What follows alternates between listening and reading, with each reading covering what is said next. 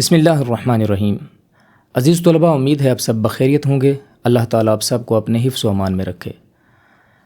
عزیز طلباء، ہم تفخیم اور ترقیق کے حوالے سے پڑھ رہے تھے، یعنی موٹے اور باریک حروف۔ میں نے آپ کو را کے حوالے سے کچھ باتیں بتائی تھیں کہ را کچھ صورتوں میں پر پڑھا جائے گا، کچھ صورتوں میں باریک پڑھا جائے گا۔ یہاں ہم مثالیں پڑھ رہے تھے۔ مثال کے طور پہ یہ سکرین پہ دیکھیے، ارجعو، ارجعی، ارکعو۔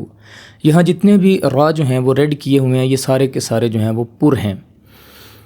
اچھا، اس میں دیکھیں، ہم نے پڑھا تھا کہ اگر را سے پہلے زیر عارضی آ جائے، جیسے یہ الف کی زیر ہے، اس کے نیچے جو زیر ہے یہ عارضی ہے، تو اس صورت میں بھی را ساکن جو ہے وہ پر پڑھا جائے گا۔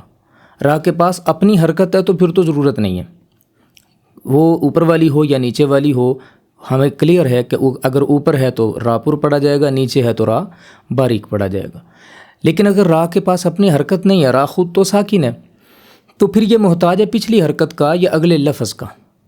پچھلی حرکت کا کس طرح سے محتاج ہے کہ پیچھے اگر وہ ہے عارضی حرکت ہے تو پھر اس کو پر پڑھا جائے گا، اور اگر اصلی حرف میں حرکت ہے تو اس صورت میں اس کو جو ہے وہ باریک پڑھا جائے گا۔ تو اب یہ حرکت جو ہے یہ عارضی ہے، یہاں پہ را کو پر کر کے پڑھا جا رہا ہے۔ اسی طرح رب، را کی اپنی زبر ہے اس لیے پوری پڑھا جائے گا۔ نیچے دیکھیے، آگے دیکھیے، ربر، یہ جو را ہے یہ بھی پر پڑھا جا رہا ہے۔ کیوں؟ یہاں پہ بھی حرکت جو ہے وہ عارضی ہے۔ اسی طرح ربرجعون، یہ اسی کی ساری مثالیں اسی کی آ رہی ہیں۔ امرتابو کل فرق۔ اچھا، یہاں دیکھیے، یہ دیکھیے، یہاں پہ تو فا کی اپنی زیر ہے، یہ عارضی حرکت تو نہیں ہے، یہ تو اصلی حرکت ہے، اس کے باوجود بھی را کو پر کیوں پڑھا جا رہا ہے؟ اس کی وجہ یہ ہے کہ را کے بعد آ گیا ہے حروف مستعلیہ میں سے قاف، اور ہم نے یہ پڑھا تھا کہ را ساکن کے بعد اگر حروف مستعلیہ میں سے کوئی حرف آ جائے تو تب بھی را کو پر پڑھا جائے گا۔ لہٰذا اب یہ را اس حرکت کی وجہ سے پر نہیں ہو رہا، بلکہ یہ جو آگے قاف آ گیا ہے، خصہ، ضغط، قز، 7 حروف مستعلیہ میں نے آپ کو بتائے تھے، ان میں سے یہ قاف آ گیا، یہ قاف اس را ساکن کو پر کر رہا ہے۔ اسی طرح اگلی مثال بھی ایسے ہی ہے، فرقاتن، فرقاتن۔ اسی طرح میر، یہاں پہ بھی را پورا ہے کیونکہ آگے صاد ہے، اس کی وجہ سے۔ فی قر، تو یہاں پہ بھی جو ہے را ہے، پر ہے تو کی وجہ سے۔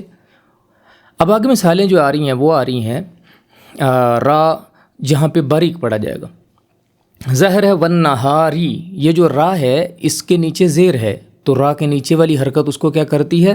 باریک کر دیتی۔ رجال، باریک پڑھا جائے گا۔ امرن، باریک پڑھا جائے گا۔ فاصبر، باریک پڑھا جائے گا۔ قم فانذر، باریک پڑھا جائے گا۔ خیر نذیر۔ اب یہاں یہ جو 2 جگہیں ہیں، یہاں آپ دیکھ سکتے ہیں کہ را کے پاس اپنی حرکات ہیں اور ہیں بھی پیش، اوپر والی حرکات، تو اس کا اصول تو یہی ہے کہ ہم را کو یہاں پہ پر پڑھیں گے، ٹھیک ہے۔ خیر نذیر، یہ طریقہ کار ہے۔ اس ویڈیو کو بار بار دیکھیے، اگر ایک بار سمجھ میں نہیں آتا تو اس کو دوبارہ دیکھیے، دوسری بار بھی اگر کسی چیز کی تشنگی رہ جاتی ہے تو آپ کمنٹ باکس میں مجھے بتا سکتے ہیں، میں انشاءاللہ آپ کو تسلی بخش جواب دینے کی کوشش کروں گا، اور بلکہ کوشش یہ کروں گا کہ اس سے بھی سادہ اور آسان انداز میں اگر سمجھایا جا سکے تو میں آپ کو لازمی سمجھاؤں گا۔ اللہ تعالیٰ آپ سب کا حامی و ناصر ہو۔ خوش رہیے، دعاؤں میں یاد رکھیے۔ اللہ حافظ۔